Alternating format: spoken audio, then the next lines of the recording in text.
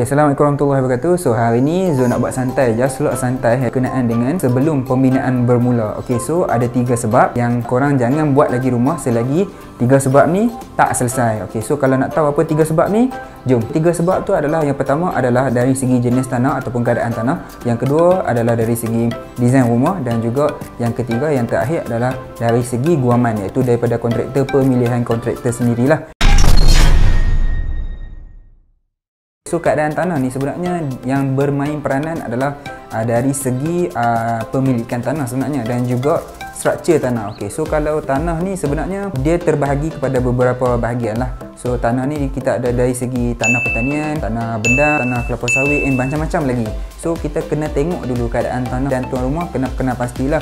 So kalau untuk tanah bendang ataupun tanah yang boleh dikatakan berair ni, seperti tanah bendang tu, kalau nak tahu macam mana cara nak buat, okey, boleh tengok dekat atas link suggestion video. Dari segi keadaan pemilikan tanah sebenarnya, yang ni yang paling penting sebenarnya.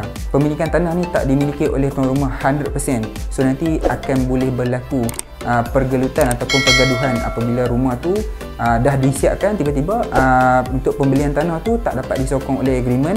Kenapa? Sebab dalam agreement ataupun dalam geran tanah tu tak ada nama tuan-tuan. So jadinya make sure dalam geran tanah untuk pembinaan rumah pastikan dah ada nama tuan-tuan. Okay, at least kalau tak ada pun pastikan ada kontrak ataupun ada agreement tentang penjualan tanah tersebutlah dengan tuan tanah. So at least benda tu kalau kata terjadi, so tuan-tuan boleh defend diri tuan-tuan dekat mahkamah nanti.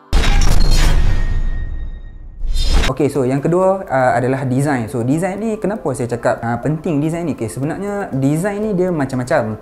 Okay, so kalau kata design, especially yang paling top dalam negara kita ni, yang memang kalau kata orang kita ni tengok, so memang tertarik adalah design daripada negara Thailand sendiri. Sebab apa? Design dia sangat-sangat unik. Tetapi kena tahu jugalah, untuk design negara Thailand kita tak boleh meniru 100% untuk pembinaan dekat sini. So apa yang boleh dibuat adalah dengan cara tuan-tuan ambil design tersebut dan bagi dekat kontraktor untuk tiru versi plan tersebut lah. Kalau nak tiru 100% so memang susah lah. Untuk elakkan benda ni terjadi, selalunya kontraktor akan tiru versi benda tersebut ataupun design tersebut untuk dijadikan tempat ataupun design tuan-tuan yang tuan-tuan nakkan lah.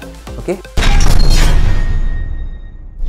Okay, so yang last ni adalah kontraktor. Okay, so saranan yang saya boleh bagi adalah tuan-tuan cari kontraktor yang memang dah ada office ataupun yang memang ada berdaftar lah dengan SSM ataupun CIDB ke untuk pembinaan rumah dah.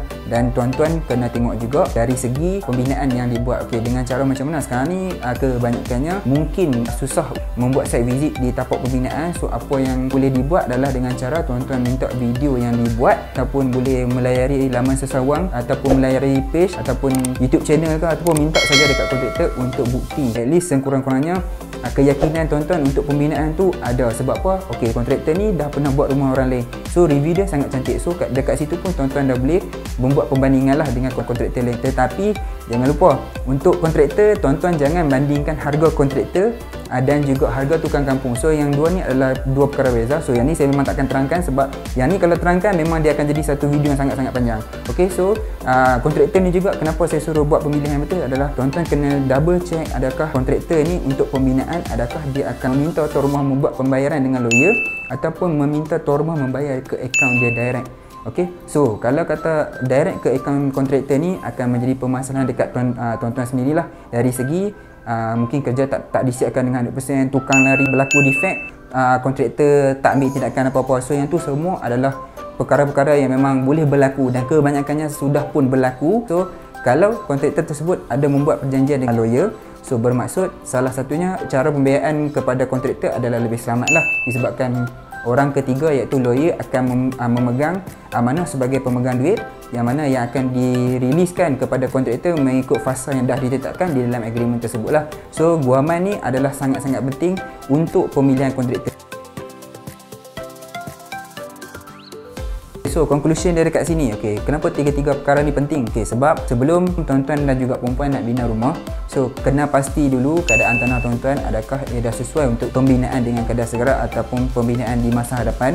Okey, jangan lupa untuk kena pasti pemilikan tanah tersebut berada di pihak tuan-tuan dan juga perempuan dulu sebelum pembinaan berlaku. Okey, sebab kalau kata dah berlaku, tuan tanah datang dan ambil ataupun claim diri dia, rumah ni adalah dia punya. So memang tuan-tuan tak boleh buat apa-apa lah. So yang tanah memang sangat-sangat penting. Okay, so yang nombor 2 adalah faktor pemilihan design. Pemilihan design ni make sure tuan-tuan kena pasti dulu design yang bersesuaian yang boleh dibuat di Malaysia, disebabkan faktor cuaca kita tak sama dengan negara-negara lain.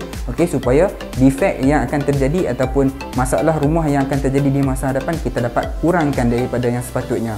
Okey, so yang ketiga adalah dari segi guaman lah. Yang saya nak tekankan dekat sini adalah guaman, sebab banyak kontraktor yang wujud di masa sekarang ni yang tidak menggunakan khidmat lawyer disebabkan nak mengurangkan kos. So kalau kontraktor tak menggunakan khidmat lawyer, so tuan-tuan kena awas sikit lah supaya duit tuan-tuan dapat diselamatkan sebelum ditelan oleh kontraktor lah.